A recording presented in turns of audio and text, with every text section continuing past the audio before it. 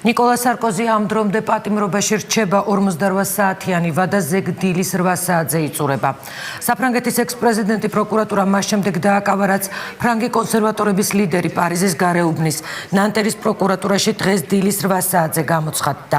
სარკოზის კორუფციასა და უფლებამოსილების გადამეტება შეედება ბრალი.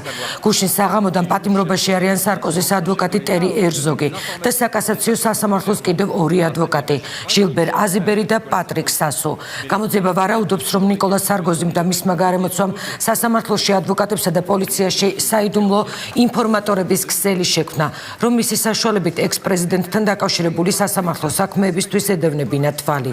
პროკურატურა მიიჩნევს, რომ სარკოზიმ უკანონოდ მოიპოვა ინფორმაცია მისი სატელეფონო საუბრების მოსმენის შესახებ, რომელიც 2007 წლის საპრეზიდენტო კამპანიის მუამარ კადაფის მიერ დაფინანსებას ეხებოდა.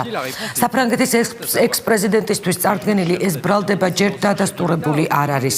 გამომძიებლები ცდილობენ გაარკვიონ შეჰპირდა თუ არა ექს-პრეზიდენტი ჟილბერ აზიბერს საჭირო ინფორმაციის სანაცვლოდ მონაკოში ახალ თანამდებობას. ეს პირველი შემთხვევაა საფრანგეთის ისტორიაში, როდესაც ქვეყნის ყოფილი პრეზიდენტი დააკავეს.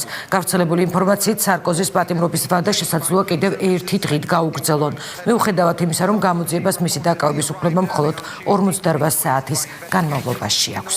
Paris after his lawyer was questioning is thought to relate to a raft of corruption cases.